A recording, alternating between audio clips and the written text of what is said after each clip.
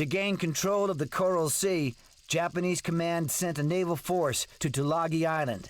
The Japanese were hoping to establish a naval and air base on the island. On May 4th, the aircraft carrier USS Yorktown entered the region. Bombers were launched from the carrier to stop the Japanese landing on Tulagi.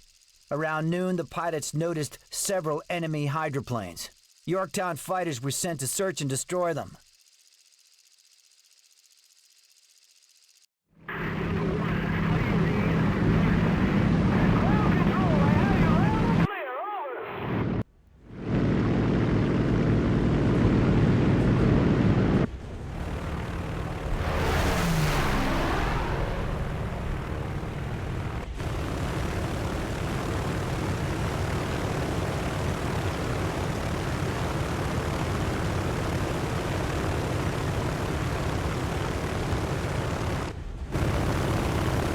Heading towards the island.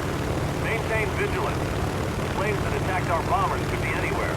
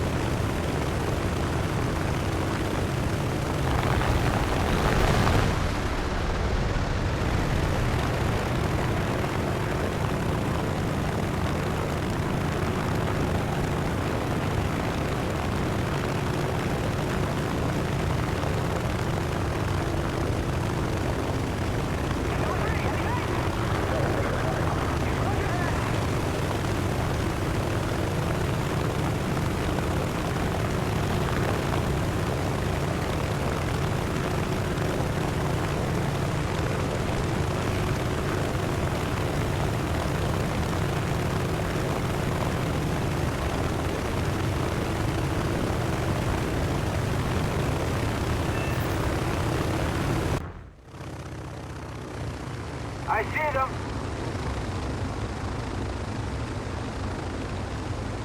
Right into our hands. Excellent. Attack! Leave no survivors.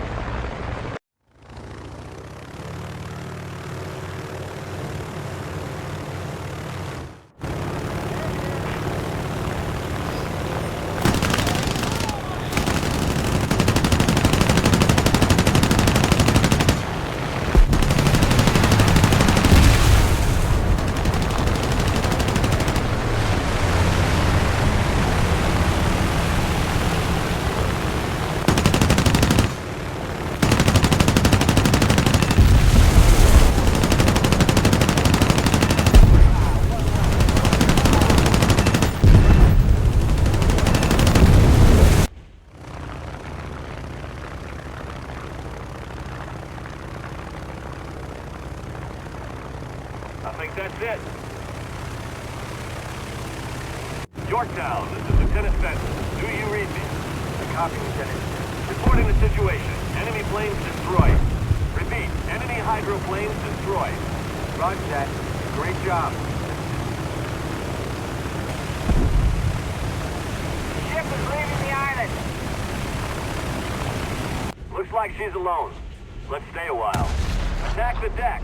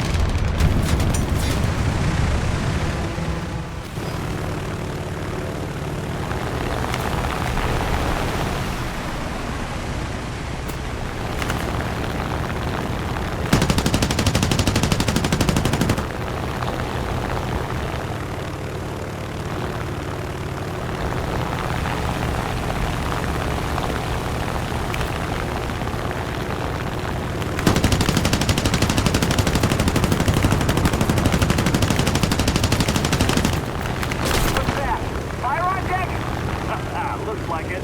We can head back now.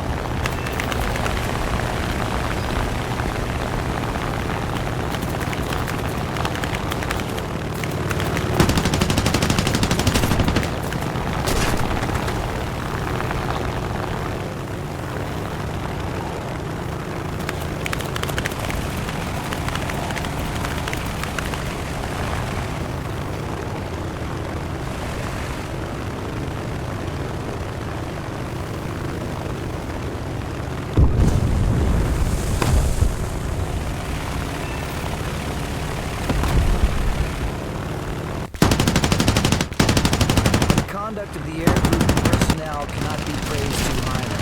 In the space of 5 days, they made 5 attacks on enemy forces, 3 on May 4th, and 1 each on May 7th and 8th. Despite the many hardships and dangers involved, the pilots and other personnel lost none of their enthusiasm, high morale, or aggressive spirit. Their performance was an outstanding exhibition of courage, determination, and will to win. Lieutenant Commander Oscar Pedersen, Yorktown Air Group.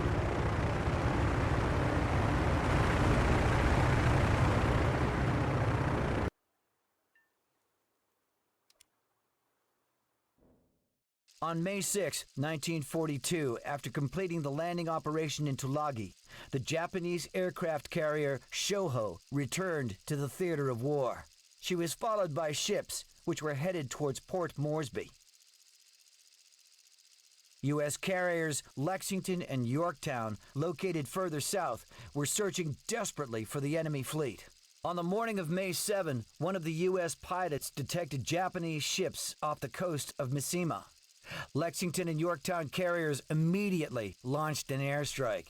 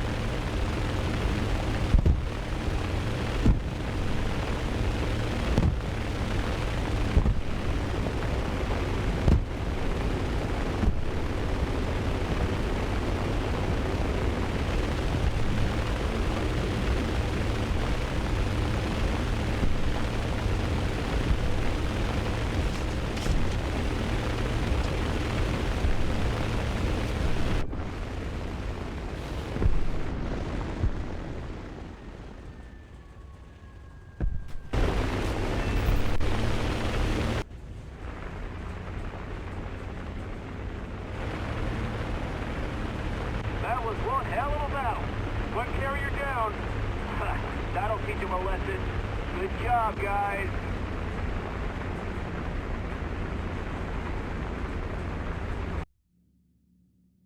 Photographs were obtained during the latter phases of the attack, showing only the bow of the carrier. The rest of it completely enveloped in smoke, splashes, and flames. It's difficult to conceive any other result than complete destruction of this carrier, and the personnel loss must have been close to 100%. From the bow silhouette in the photographs, plus the cutaway flight deck, the pilot's descriptions, and radio intelligence, it is believed that this carrier was the Ryukaku. Captain Frederick Carl Sherman, USS Lexington.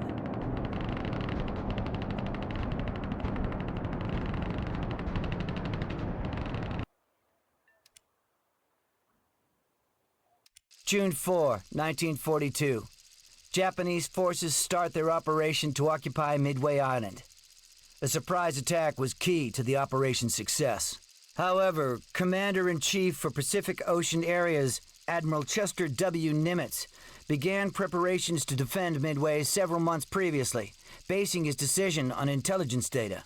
While Japanese forces were approaching Midway from the east, 2 U.S. fleets were heading to their assembly point, Point Luck.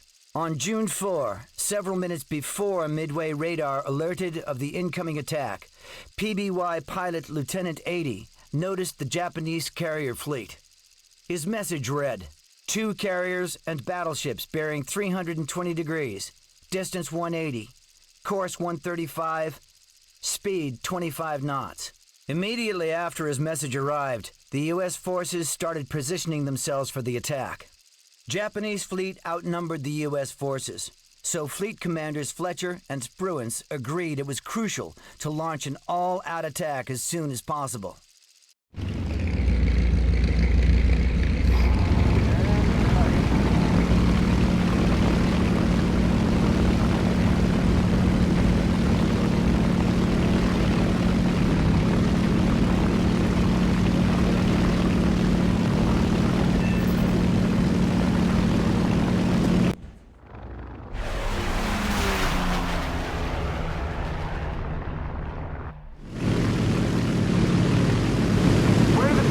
Bombers and fighters that were supposed to provide cover.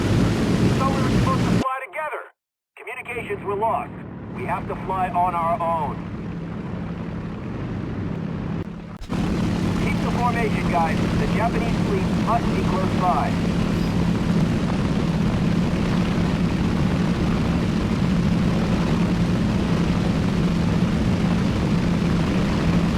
We should have spotted them already. They must have changed course. Try to find him.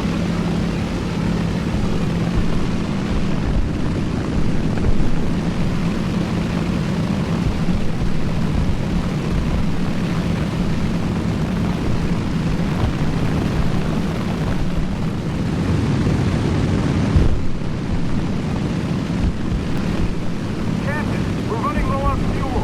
We need to turn back. I know. Damn it. Enemy destroyer in sight. The carriers must be somewhere nearby. Keep flying!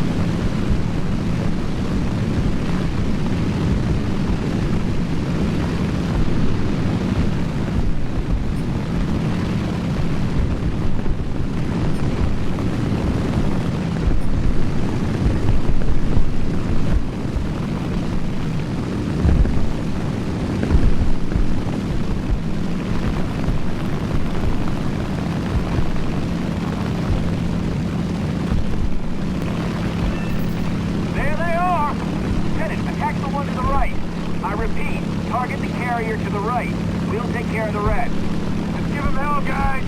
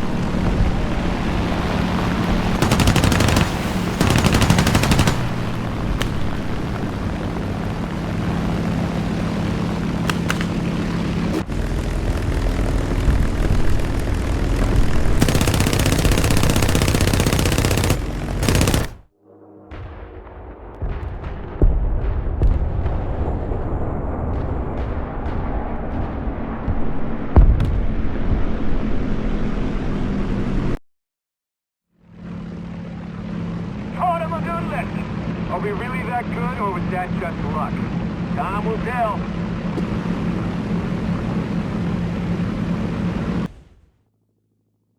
Preparations for a counterstrike against the enemy had continued on board our 4 carriers throughout the enemy torpedo attacks. One after another, planes were hoisted from the hangar and quickly arranged in the flight deck. There was no time to lose. At 10:20, Admiral Nagumo gave the order to launch when ready. On Akagi's flight deck, all planes were in position with engines warming up. The big ship began to turn into the wind. Within 5 minutes, all her planes would be launched. 5 minutes. Who would have dreamed that the tide of battle would shift completely in that brief interval of time? Captain Mitsuo Fujita, IJN Akagi.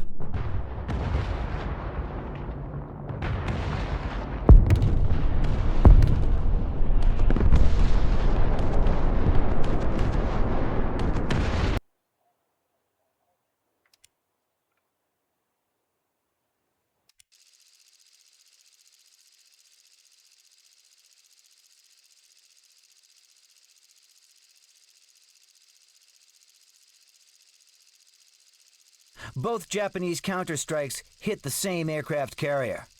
Although Yorktown was dead in the water, both TF-16 carriers remained undamaged. While the second wave of the Yorktown attack was heading to Hiryu, Enterprise and Hornet were getting ready to deliver a final blow to the Japanese carrier fleet. After the earlier attack against Enterprise, only 24 planes were able to strike the enemy.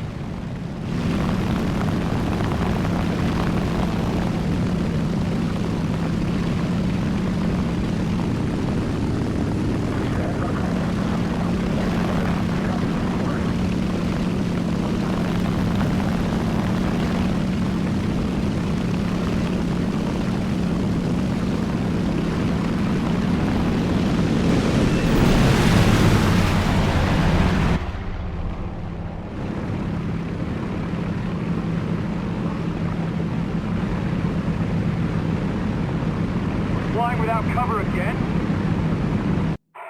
We suffered heavy losses in the battle this morning, and Yorktown was badly damaged. They need the fighters to safeguard the fleet. We will have to fly alone. We did it once already. I just hope we can pull it off one more time.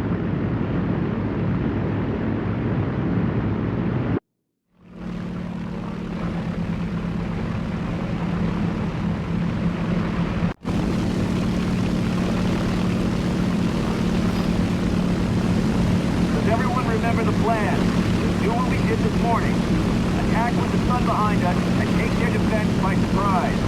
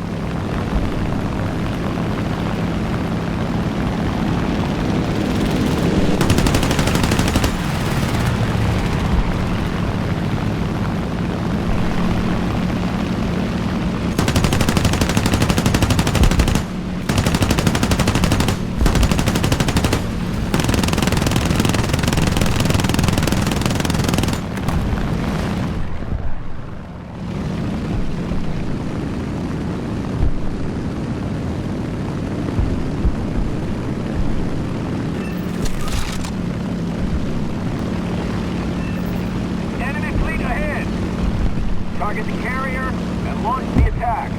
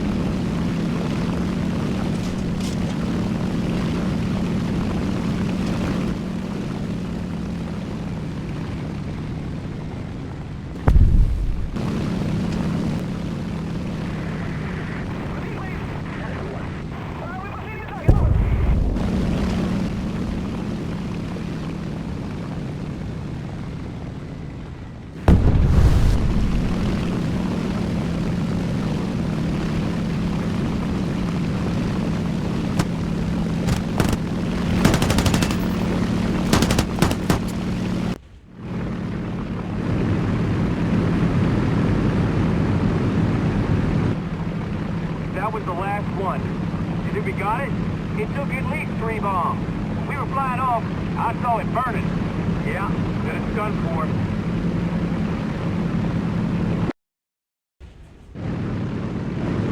Through the skill and devotion to serve for the armed forces of all branches in the Midway area, our citizens can now rejoice that a momentous victory is in the making. Admiral Chester Nimitz